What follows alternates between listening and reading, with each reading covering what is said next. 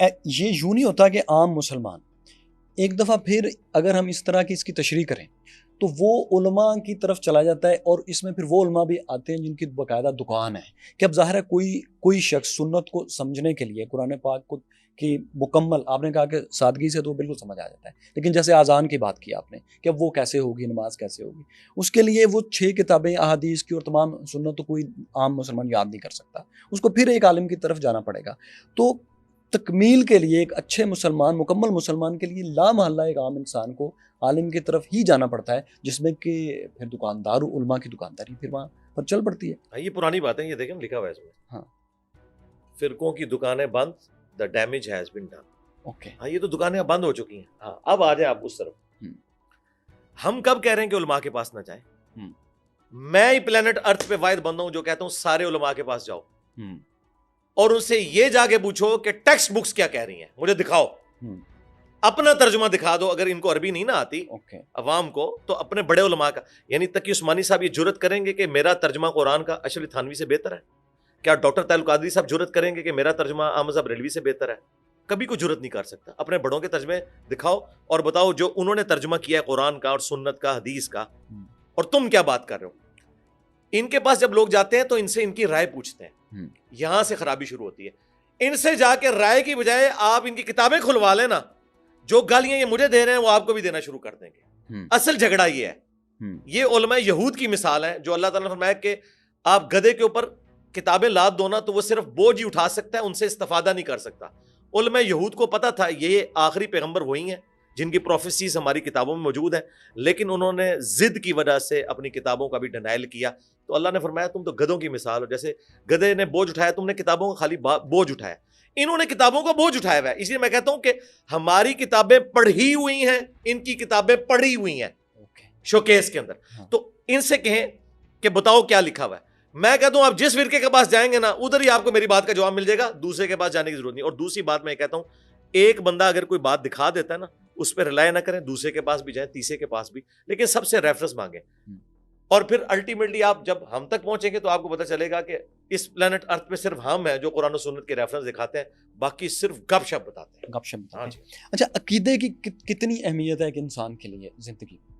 عقیدہ یعنی آپ اپنے لیکچرز میں بتاتے ہیں نا کہ عقیدہ ٹھیک ہونا بہت ضروری ہے، تو اس کی کتنی اہمیت؟ جی، عقیدے کے بغیر تو انسان مسلمان ہی نہیں ہے۔ مسلمانوں کے بنیادی 3 عقائد ہیں، عقیدہ توحید، عقیدہ رسالت، اسی کی پھر کرولری ہے ختم نبوت اور باقی ساری چیزیں، اور عقیدہ رسالت، یہ 3 بنیادی عقائد ہیں، باقی ساری اس کی کرولریز ہیں۔ یعنی عقیدہ توحید کی جب ہم بات کرتے ہیں نا اللہ کی ذات سے متعلق، تو پھر جتنی چیزیں ہیں اللہ کی ساری کوالٹیز اس میں شامل ہیں، پھر جو فرشتوں پہ ایمان لانا وہ اللہ تعالیٰ کی مخلوقات ہیں وہ اس میں شامل ہیں، کتابوں پر ایمان وہ توحید میں بھی داخل ہے، اور عقیدہ رسالت والا اس کے اندر بھی ہے کہ پیغمبر جب ہم نے کسی کو مانا اس کے پاس اللہ کی طرف سے کتاب آئی، اور عقیدہ آخرت۔ یہ 3 بنیادی عقائد ہیں، ان میں سے کسی ایک کا بھی کوئی انکار کرے وہ کافر ہو جائے گا۔ اوکے، اچھا، اب یہاں سے یہ سوال پیدا ہوتا ہے کہ ایک اسلام کا مطلوب جو ہے وہ ایک اچھا انسان پروڈیوس کرنا ہے یا ایک اچھے عقیدے والا انسان پروڈیوس کرنا ہے؟ جی، اچھے عقیدے والا انسان، جب تک عقیدہ نہیں ہوگا تو وہ کیسے اچھا انسان بن سکتا ہے؟ دیکھیں امریکہ میں 1 منٹ کے لیے بجلی بند ہو جائے سٹورز پہ کیا ہوتا ہے؟ ہمارے ملکوں میں تو بھوک پڑی ہوئی ہے، یہاں تو وہ کچھ نہیں ہوتا، چیک ہے نا گاڈ کا۔ دنیا میں بنائے ہوئے قوانین بھی، ایون اسلامی شریعت کے قوانین بھی ایسے ہیں جن میں لوپ ہولز موجود ہیں، وہ اللہ تعالیٰ نے اسی لیے رکھے ہیں تاکہ اس کے اوپر چیک جو ہے وہ اللہ کی ذات ہے۔ مثلا قرآن میں آیا کہ آپ 1 دفعہ طلاق دے کے بیوی کی طرف رجوع لا سکتے ہیں، 2 دفعہ بھی، تیسری دفعہ نہیں لا سکتے، لیکن ساتھ ہی اللہ نے کہا ہے کہ اگر تمہارا ارادہ ہے نا بیوی چھوڑنے کا، پھر اسے ذلیل کرنے کی نیت سے، یہ نہ کرو کہ طلاق دی پھر 90 دن سے 1 دن پہلے رجوع کر لیا۔ اب اس کے اوپر کیا جوڈیشری چیک رکھ سکتی ہے؟ نہیں۔ اس کے اوپر چیک کیا ہوگا؟ اللہ کی ذات کہ مجھے اللہ دیکھ رہا ہے۔ جوڈیشری تو کہ وہ تو کہے گا میرا رائٹ ہے، میں 80 دن کے بعد رجوع کر رہا ہوں، مجھے کوئی عدالت نہیں روک سکتی، لیکن رجوع کرنے والے کو تو پتا ہے میں اسے اب رجوع کر کے ذلیل کر کے پھر 80 دن کے لیے ذلیل کروں گا، استعمال کر رہا ہوں۔ ہاں، تو یاد رکھیے گا چاہے وہ خدائی قوانین ہو چاہے انسانوں کے بنائے ہوئے قوانین، جب تک ان کے اوپر چیک، خوف خدا، accountability of the day of judgement نہیں آتا نا، پرفیکٹ نہیں ہو سکتے۔ لیکن اس کے باوجود ہم دنیا میں بہت سے لوگوں کو دیکھتے ہیں جو کہ حقیقت ہے کہ بہت سے لوگ کسی بھی عقیدے سے واقف نہیں ہیں، لیکن اس کے باوجود وہ دنیا کے لیے ایک اچھے انسان ثابت ہوتے ہیں. تو وہ ایک بغیر عقیدے کے ایک انسان کا اچھا ہونا اور عقیدے کے ساتھ اچھا ہونا، اس میں سے اسلام کا متبع نظر کیا ہے؟ یہ آپ کا تو موقف ہے نا کہ وہ عقیدے کے بغیر ہے، میں آپ کو بتاؤں وہ عقیدے کے ساتھ ہے. مجھے دنیا میں ایک مورل لا بتائیں جو انسانوں نے بنایا ہو. یہ سارے کے سارے مورل لاز ڈیرائیوڈ ہیں الہامی کتابوں سے. ایون آپ کی ٹرمینالوجیز جو یوز کر رہے ہیں نا، وہ ساری کی ساری ریلیجس کتابوں کی ٹرمینالوجیز ہیں. سوڈومی یعنی جو مرد کا مرد کے ساتھ کرنا، یہ سدوم بستی تھی، اس سے یہ سوڈومی بنا. تو یہ کیا تعارف ہے؟ تورات کھولیں، قرآن کھولیں، لوط علیہ السلام کی وہ بستی کا نام تھا جہاں پہ مرد مرد سے بدفعلی کرتے تھے. یہ ٹرم آ گئی سوڈومی. تو آپ کو میں نے ایک چھوٹی سی مثال دی ہے جو بڑی ایک تھوڑی سخت بھی مثال ہو جائے گی شاید کیمرے کے پوائنٹ آف ویو سے، لیکن میں آپ کو بتا رہا ہوں جتنے مورل لاز ہیں نا، آپ انہیں ڈیپ ڈگ کریں نا، وہ ڈیرائیوڈ ہیں الہامی کتابوں سے. انسانوں نے صرف ٹریفک کے قوانین بنائے ہیں. ٹھیک ہے، ہاں ظاہر ہے آپ مورل لاز جتنے بتائیں یہ ڈیپ ڈگ کریں. انسانیت نے ٹھوکریں کھا کے جو کچھ سیکھا ہے نا، مذہب نے آپ کو پہلے دن وہ ساری چیزیں بتائی تھی. لیکن یہ ہے کہ مذہبی لوگوں نے اسے اڈاپٹ نہیں کیا. میں یعنی کہ ماڈرن ڈیموکریسی کو، جس میں حلال اور حرام کا فیصلہ کثرت رائے سے نہ ہو، حلال کے اندر اندر کثرت رائے سے ہو، اس کو خلافت راشدہ کی ماڈرن فارم سمجھتا ہوں. نبی علیہ السلام نے اپنے ڈیسیژن واپس لیے ہیں میجارٹی صحابہ کی رائے دیکھتے ہوئے کہ یار زیادہ کا یہ موقف ہے. اگرچہ بعض اوقات اس کا نقصان بھی اٹھانا پڑا، لیکن آپ ان فیصلوں کے ساتھ کھڑے ہوئے. میں ڈیموکریسی کو، جو اسلامک ڈیموکریسی ہے، ویسٹرن ڈیموکریسی کی بات نہیں کر رہا، جہاں حلال کا فیصلہ آپ کثرت رائے سے کریں، اسے خلافت راشدہ کی اسلامی گورنمنٹ کی ماڈرن فارم سمجھتا ہوں. یہی تھا. اب انسان نے ٹھوکریں کھا کھا کے سیکھا کہ ملوکیت غلط ہے. امپائرز کے خلاف اعلان حق کس نے بلند کیا؟ میرے بھائی، اسلام کے آنے سے پہلے، اسلام تو خیر حضرت آدم علیہ السلام کے زمانے سے، یعنی ہمارے نبی نے جو اسے ایپیکس پہ پہنچایا. آپ علیہ السلام سے پہلے جو بادشاہ کا دین تھا وہ رعایا پہ فرض ہوتا تھا. اگر رعایا وہ دین نہ اڈاپٹ کرے وہ قتل ہو جاتی تھی. یہی تھا نا، one king, one religion, one army. اب مجھے یہ بتائیے، یہ کرسچینٹی کیا تبلیغ سے پھیلی ہے؟ یہ ایک کانسٹنٹائن 2 جو ایک بادشاہ تھا رومن امپائر کا، وہ اس نے کرسچینٹی اڈاپٹ کر لی، پوری رعایا کرسچن ہو گئی. قسطنطنیہ اسی کے نام پہ وہ سٹی ہے. اچھا، اسلام نے، یعنی نبی علیہ السلام کی میں اسپیسیفکلی بات کر رہا ہوں، یہ دور جدید کا خالق ہے کہ جس نے کہا کہ رعایا کا دین بھی الگ ہو سکتا ہے. آپ کا رائٹ ہے کہ آپ فریڈم آف ایکسپریشن بھی رکھ سکتے ہیں، آپ اپنے عقائد بھی رکھیں گے، سب کچھ رکھیں گے. اسلام نے اجازت دی. یروشلم کو انٹرنیشنل سٹی سیدنا عمر نے فتح کرنے کے بعد ڈکلیئر کیا، ورنہ کرسچنز تو وہاں گھسنے نہیں دیتے تھے جیوز کو.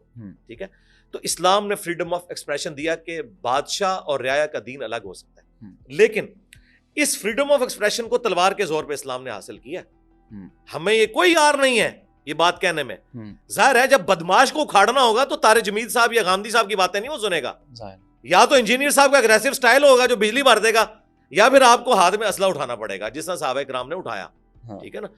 تو وہ انہوں نے بدماشوں کو اکھاڑنے کے لیے اسلام نے فریڈم آف ایکسپریشن حاصل کرنے کے لیے رومنز اور پرشینز کو اکھاڑا. اور آج دیکھ لیں ختم ہو گیا نا. نبی علیہ السلام کی پیشگوئی تھی بخاری مسلم میں کہ رومنز اکھاڑے جائیں گے، پھر قیامت تک کوئی رومن امپائر نہیں ہوگا، کوئی ایمپرر نہیں ہوگا، پرشین اکھاڑے جائیں گے. اور اب تو ماشاءاللہ آپ دیکھ لیں کنٹریز ہیں ختم ہوگی ساری کی ساری. اچھا، سویلائزیشنز جب قائم ہونا سٹارٹ ہوئیں اور ایک سے زیادہ خاندانوں اور قبیلوں نے ایک جگہ پر رہنا شروع کیا، تو ہم یہ نہیں دیکھتے کہ وہاں جو مورالٹی کے اصول آج ہم اپنائے ہوئے ہیں، یہ وہ بقائے باہمی کے اصول ہیں جو لوگوں نے اکٹھے رہنے کے بعد سیکھے کہ اگر میں اس کی دولت چھینوں گا، اس کو تھپڑ ماروں گا تو یہ بھی پھر مجھے مارنے آئیں گے، لہٰذا ہمیں ایک دوسرے کی رسپیکٹ کرنی چاہیے.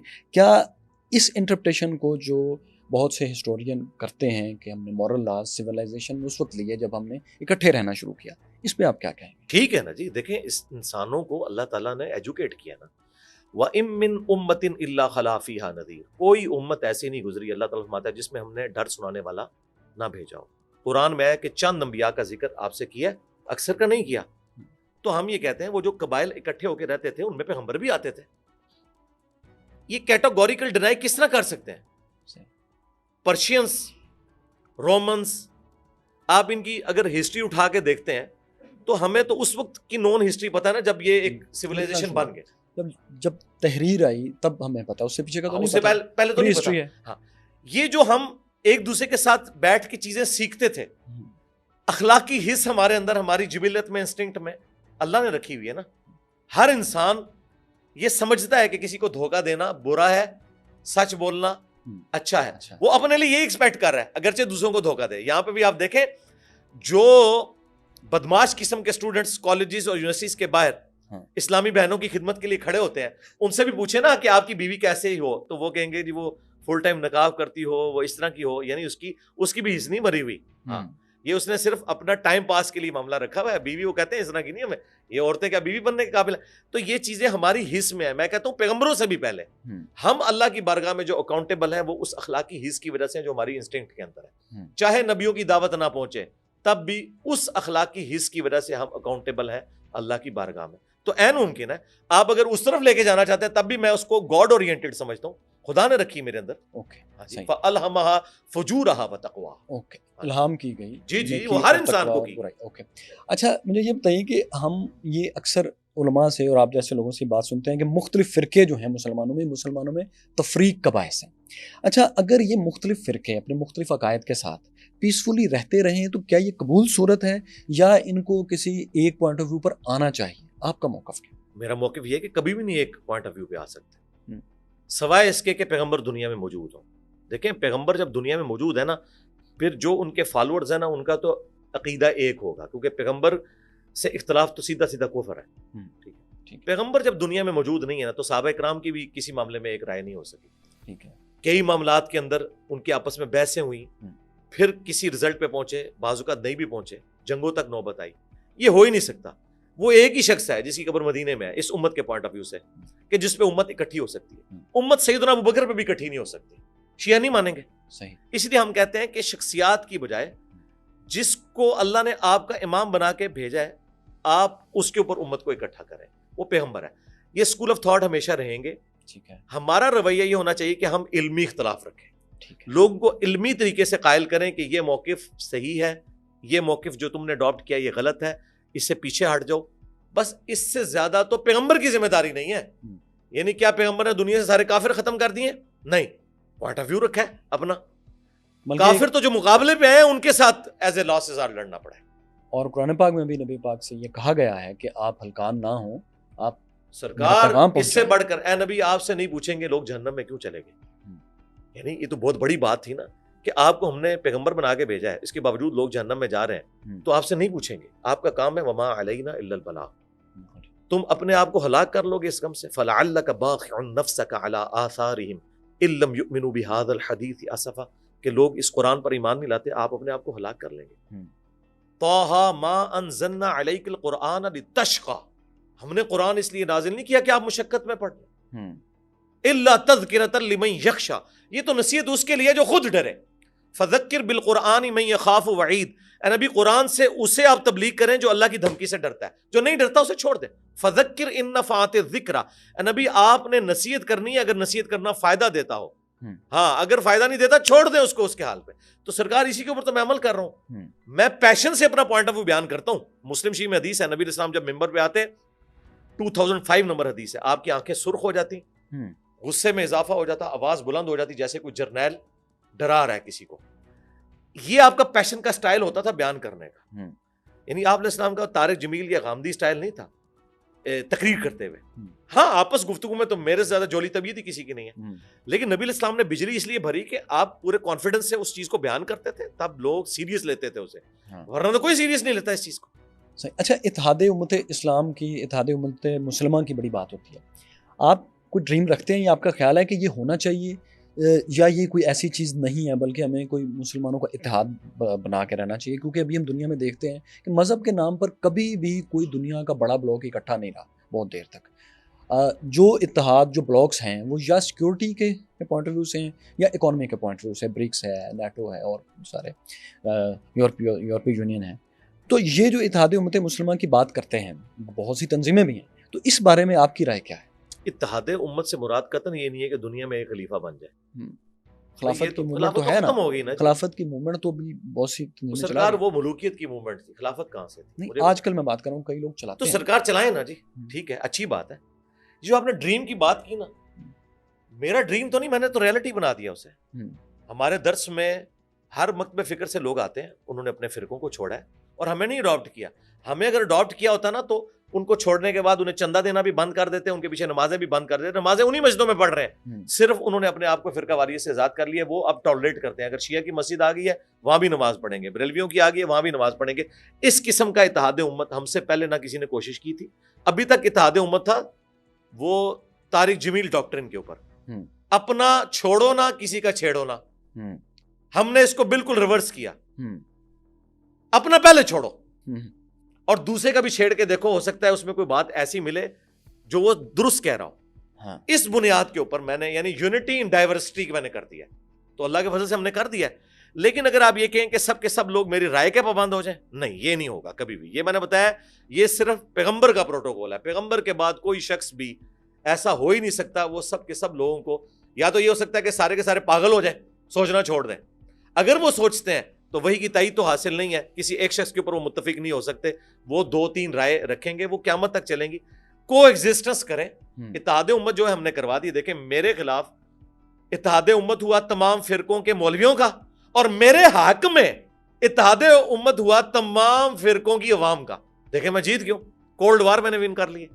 اچھا, اتحاد امت تو بہت ہی اس طریقے سے کہ مسلمان مختلف خیالات کے وہ کسی ایک منیمم کنسنسس پر آ جائیں, یہ آپ بات کریں گے. اس پہ تو آپ کافی حد تک کو ایگزسٹ کریں. اچھا, ابھی سعودی ایران نے دوستی کر لی ہے نا, دوستی تو نہیں, تھوڑے دشمنی کم کر لی ہے نا, تو اس کے افیکٹ آپ کو ہر جگہ نظر آ رہے ہیں, پوری دنیا میں. اللہ کرے ہمارے ہاں بھی ہیں. جی آ رہے ہیں. لیکن آپ نے تو الحمدللہ کسی کو بھی نہیں چھوڑا نا, نہ سعودی عرب نہ ایران, کوئی کسی کی بھی حمایت لینے کی کوشش نہیں کی آپ نے, سب کو ہی جی الحمدللہ وہ جو آپ نے بھی کہا وہ آپ نے کر دیا. اچھا, یہ مجھے بتائیے کہ اسلام کو مکمل ضابطہ حیات, مکمل سسٹم, سیاسی بھی اور عام انسان کا بھی کہا جاتا ہے, لیکن ہم لوگ اس کو مانتے ہیں. اسکینڈینیوین کنٹریز میں, دنیا کے بہت سے ملکوں میں جہاں پہ سیکس ود کنسنٹ جو کہ اسلام کے مطابق جائز ہے ہی نہیں, وہ ہے سودی نظام ہے.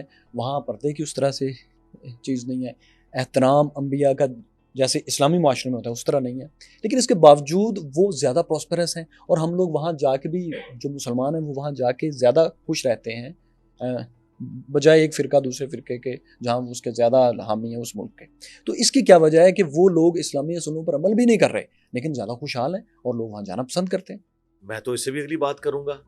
ایک یعنی ریلیجس گیٹ اپ کے اندر ایک میکینیکل انجینئر ہوتے ہوئے اور ایک پڑھا لکھا انسان ہوتے ہوئے اس دنیا کا, میں کہتا ہوں انہوں نے دنیا کو جنت بنا دی ہے. تو اس سے بھی آگے جاتا ہوں. لیکن وہ ہمارے اصولوں پر تو نہیں ہے. تو بھائی آپ کو کس نے یہ کہا ہے کہ ہمارے اصولوں پہ اگر وہ منوان اسی طریقے سے چلیں گے تو ان کے لیے دنیا جنت بننی ہے؟ یہ کانسیپٹ ہی آپ کو بالکل غلط دیا گیا. صحیح مسلم میں حدیث ہے کہ دنیا مومن کے لیے قید خانہ ہے اور کافر کے لیے جنت ہے. دنیا میں آپ ایمانداری کے ساتھ جو مورل لاز ہیں یا بنائے ہوئے انسانی قوانین بھی ہیں, اگر ایمانداری کے ساتھ ان کو بھی اگر آپ پریکٹس کرنا شروع کریں نا تو اس کی برکات دیکھ لیں گے. ہمارا مسئلہ یہ کہ نہ ہم اپنے دین کے ساتھ مخلص ہیں نہ دنیا کے ساتھ. اس میں ریلیجن کا کوئی قصور نہیں ہے. کب انہوں نے فالو کیا؟ ورنہ مجھے بتائیں, اس وقت دبئی کو اگر آپ دیکھیں تو امن کی صورتحال میں دیکھیں, اکانومی کے پوائنٹ آف ویو سے وہ تو پھر اسلامی ملک ہے. وہاں کیا ہو گیا؟ اس کی وجہ یہ ہے کہ انہوں نے مولویوں کو اٹھا کے نا ویٹیکن سٹی میں بٹھا دیا.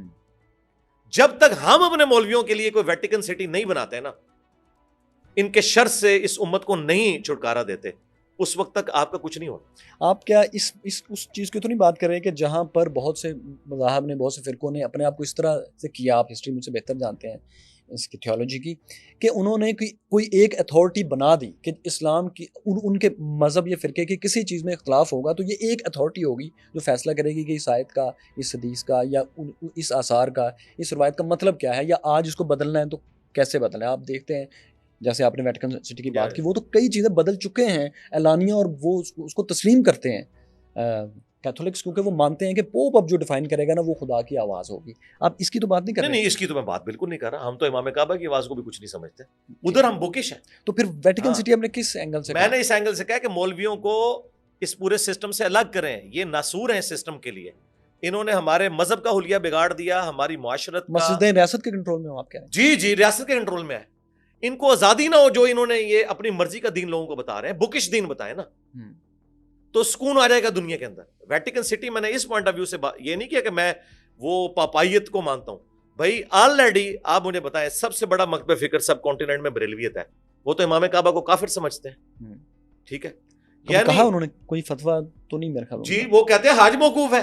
اچھا جی نجدی کہتے ہیں انہیں سب کچھ. یہ تو ایک اتنا بڑا یونیورسل ٹروتھ ہے کہ بتانے کی بھی ضرورت نہیں ہے. وہ کافر سمجھتے ہیں انہیں, بالکل ان کے پیچھے نماز پڑھنے کے قائل نہیں ہے. اس کی وجہ ہے کہ احمد بریلوی صاحب ان کو ساروں کو نکال گئے اسلام سے. ان کے نزدیک محمد بن عبد الوہاب صاحب مجدد ہے جس کی وجہ سے وہابی فرقہ ہے, اور احمد بریلوی صاحب جو ہے محمد بن عبد الوہاب کو جو ہے کافر سمجھتے ہیں, شیطان کا سینگ سمجھتے ہیں. وہ کہتے ہیں اسماعیل دہلوی نے جتنی یہاں پہ خباثت کی ہے یہ اس سے متاثر ہو کے کی ہوئی ہے. ٹھیک ہے, تو کتنا بڑا فرق ہے. اور دیوبند اور بریلویوں کے جو مشترکہ بزرگ ہیں, ابن عابدین شامی جس نے فتاوی شامی لکھا جسے رد المختار کہتے ہیں, اس نے لکھا ہے کہ محمد بن عبد الوہاب اور اس کے پیروکار خوارج کی جماعت ہے. یعنی دیوبند اور بریلوی دونوں کے نزدیک اہل حدیث خارجی ہیں. تو یہ تو پھر امام احمد بن حنبل اور ابن تیمیہ کی ہی روایات کو وہ کہتے ہیں کہ ان کو چھوڑ چکے ہیں. وہ انہوں نے لکھا ہے کہ یہ احمد بن حنبل اور ابن تیمیہ کا نام لے کر سامنے آئے تھے لیکن یہ اس کو چھوڑ چکے ہیں.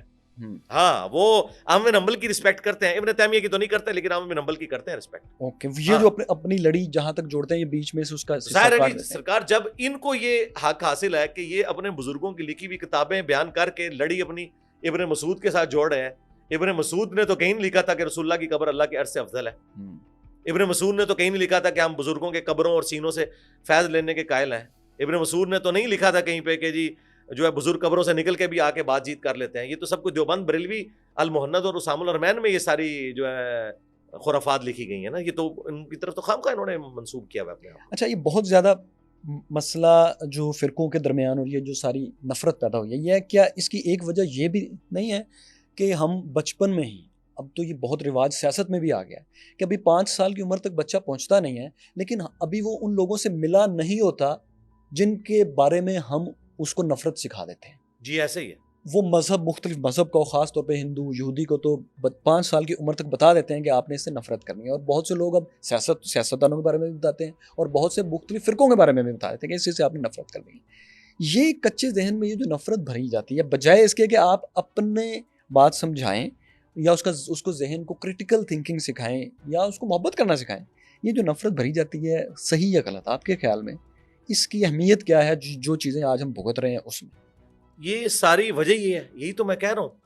لیکن جو غلط ہے ان کا کہنا یہ ہے کہ ہم اس لیے بچوں کو بتاتے ہیں کہ یہ کل کو. جی میں آپ کو بتاتا ہوں, ہمارے آباء و اجداد کے مینٹل ماڈلز جیسے وہ شاہ دولہ کی چوئی ہے نا, وہ شروع میں وہ ایک اوپر لوہے کا ایک ان کے اوپر چڑھا دیتے ہیں گجرات شہر میں, تو وہ ان کے سر آپ کو پچکے ہوئے نظر آتے ہیں. ہمارے سارے آباء و اجداد کو انہوں نے شاہ دولے کی چوئی بنا دیا. ٹھیک ہے, مینٹل ماڈل اسی عمر میں بن جاتے ہیں.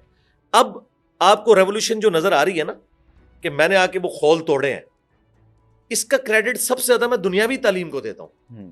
اس میں کسی عالم کی کوئی کنٹریبیوشن نہیں ہے اس حوالے سے کہ انہوں نے ان کا دماغ کھولا ہو. باقی دین کے حوالے سے جو ہے ہم اس کی قدر کرتے ہیں. دنیاوی تعلیم نے کرٹیکل تھنکنگ کے اوپر ابھارا ہے آج کے پڑھے لکھے انسان کو. تو وہ اپنے ماں باپ سے بھی اب اختلاف کرتا ہے کہ یہ لکھا کہاں ہوا ہے, یہ کیا چیز ہوئی. میرے چھوٹے چھوٹے بچے مجھ سے بحث کرتے ہیں کہ بابا یہ کیسے ہوا. اچھا, ہم لوگ جب بحث کرتے تھے تو ہمیں ڈانٹا جاتا تھا. ہم اپنی اولادوں کو نہیں ڈانٹتے ہیں, ہم خوش ہوتے ہیں کہ یار یہ کر رہے ہیں, اس کا مطلب ہے کہ ان کا دماغ جو اللہ نے جس کام کے لیے بنایا تھا نا اسی کام کے لیے استعمال ہو رہا ہے. یہ نہیں ہے کہ یہ لوگ اندھے مقلد بن گئے. اس میں دنیاوی تعلیم کو میں کریڈٹ دیتا ہوں. جتنی آپ ایجوکیشن عام کریں گے اسلام کو اتنا ہی فائدہ ہے, جس کا سب سے بڑا ثبوت ہے ہمارے لوگ تو کہتے ہیں جی پہلے اسلام کا بڑا اچھا دور تھا. میں یہ کہتا ہوں کہ نبی علیہ السلام صحابہ تابعین کے بعد اگر سب سے مبارک دور اسلام نے دیکھا ہے نا تو یہ ہے. اس کی وجہ یہ ہے کہ پچھلے 1200 سال کے اندر ہمارے آباء و اجداد کو نہیں پتا تھا قرآن میں کیا لکھا ہے, حدیث میں کیا لکھا ہے, کیونکہ ان کی نیٹو لینگویج میں نہیں تھی. آج بچے کے ہاتھ میں سافٹ ویئر ہیں, وہ بتا سکتا ہے قرآن کی کس آیت میں کیا لکھا ہوا ہے. تو یہ بیچ کی جو ہے صدیاں ہیں جی ان لوگوں اس کا میں آپ کو ثبوت دیتا ہوں. دیکھیں ان لوگوں کا پھر کیا قصور, مسلمان ہے, مسلمان تو ہیں لیکن ان تک وہ تو ان کی تو عربی زبان نہیں تھی, ترجمہ ان کے پاس تھا نہیں. ٹاپک الگ ہو جائے گا, میں پہلے اپنی بات مکمل کر لوں, وہ بھی میں انشاءاللہ آپ کو بتاؤں گا. فی الحال تو میں آپ کو یہ مقدمہ سمجھانے کی کوشش کر رہا ہوں کہ یہ مبارک دور ہے. ٹھیک ہے, اس مبارک دور کے اندر اس ایجوکیشن کی وجہ سے عام بندے کو یہ پتا چل گیا کہ سچائی کیا ہے اور برائی کیا ہے ریلیجن کے پوائنٹ آف ویو سے. آج سے آپ 70-80 سال پہلے 100 سال پہلے چلے جائیں, جب پاکستان بن رہا تھا اس وقت ذرا آپ مسلم لیگ کے جلسوں میں دیکھیں, آپ کو کتنے بندے داڑھی والے نظر آتے تھے. مودودی صاحب کی داڑھی نہیں تھی, وہ انہوں نے بعد میں رکھی. اچھا, آج ذرا سرکار کالجز یونیورسٹیز میں دیکھیں نوجوان بچے آپ کو داڑھی والے نظر آئیں گے, اسکارف اور نقاب. جی وہ تو میں ادھر بعد میں آؤں گا, پہلے میں بچوں کی بات کر رہا ہوں. مسجدوں میں آپ کو میجورٹی کالی داڑھیوں والے نماز پڑھتے ہوئے نظر آئیں گے, بابے نہیں نظر آئیں گے. اور اگر آپ گاؤں ایریا میں چلے جائیں نا, جہاں پہ ابھی یہ ٹیکنالوجی تعلیم نہیں پہنچی, آج بھی وہاں صرف بوڑھا بندہ ہی کھانستے ہوئی مسجد میں آتا ہے, جوان وہاں پہ نہیں آ رہے. یہ سارا کریڈٹ کسی جماعت کو نہیں جاتا, کسی عالم کو نہیں جاتا, دنیاوی تعلیم کو جاتا ہے. وہ سکارف والی آپ نے جو بات کی, آج سے 40-50 سال پہلے اگر عورتیں کوئی پردہ کرتی بھی تھی نا, تو کوئی بڑی چادر لے لی, وہ بھی گاؤں کی عورتیں, وہ پھولدار چادریں, وہ اس طرح. آج پرفیکٹ پردہ ڈیسنٹ انداز میں, یہ اس ماڈرن دور کے شاہ اندر. فیصل کی وائف نہیں کرتی تھی. اب مجھے ان کے بارے میں نہیں پتا کہ وہ نہیں کرتی بہت تھی. مشہور انہوں نے. اچھا, اب دیکھیں کہ یہ اتنی بڑی تبدیلی کہاں سے آئی ہے کہ لوگوں نے کریٹیکل تھنکنگ سے اسلام کو سٹڈی کیا ہے. اگر یہ کوئی علماء یا بزرگوں کی کنٹریبیوشن ہوتی تو 1200 سال میں یہ کیوں نہیں تھا. یہ ظاہر میں ہی آئی ہے یا آپ کے خیال میں باطن میں بھی آئی؟ نہیں, باطن میں بھی آئی ہے. وہ کیا ہے؟ اس کی وجہ یہ ہے کہ جب آپ علمی طور پر کسی چیز کے اوپر قائل ہو جاتے ہیں نا, پھر آپ اندر تک قائل ہو جاتے ہیں اس معاملے میں. یہ آپ سمجھتے ہیں آج کے اس ماڈرن دور کے اندر, جب کہ آپ کو کرٹیسزم بھی ملے ماں باپ کی طرف سے بھی, معاشرے کی طرف سے بھی, اور ایک نوجوان بچہ داڑھی رکھ لیتا ہے, ایک عورت جو ہے وہ سکارف کرنا شروع کر دیتی ہے, اس کے لیے بڑی, اس کو پوچھیں, وہ روزانہ پولیس رات سے گزرتی ہے, چونکہ وہ پیشن کے ساتھ قائل ہو چکی ہوئی ہے کہ یہ حق ہے, میں نے اس کو اس طریقے سے فالو کرنا ہے. پہلے یہ چیزیں نہیں ہوتی تھی. کوئی چھوٹی سی داڑھی بھی رکھ لیتا تھا نا, تو بوڑھے بابے جو بڑھاپے میں جا کے داڑھی بھی نہیں رکھی ہوتی تھی, وہ کہتے تو نے جوانی میں ہی روگ لگا لیا, یہ کرتے تھے نا. آج کسی کی جرت ہے کوئی بات کر کے, آج بچہ سیدھا سیدھا کہتا ہے بھائی کرنا ہے, یہ دین کا حصہ ہے.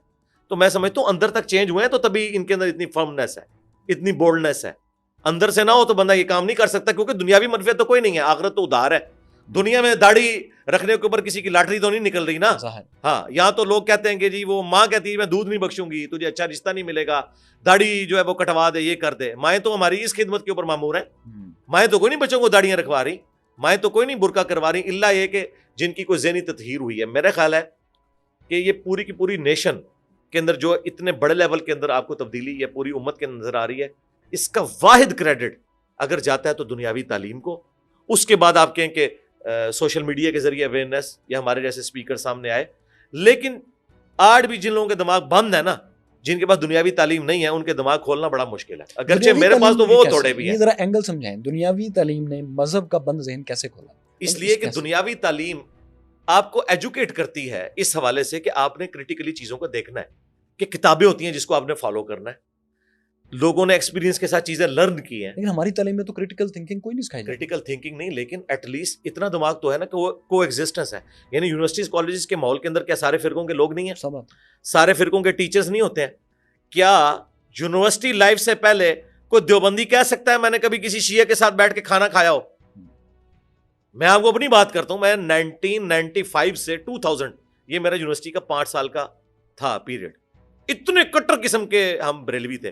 اس کے باوجود چاروں نہ چار ہم نے ہاسٹل میں ہماری دوستیاں شیعہ کے ساتھ بھی تھی, دیوبند کے ساتھ بھی تھی, اہل حدیث کے ساتھ بھی. اہل حدیث کو تو میں یعنی پلانٹ ارتھ کی سب سے مکروہ ترین مخلوق سمجھتا تھا اس زمانے میں, ٹھیک ہے.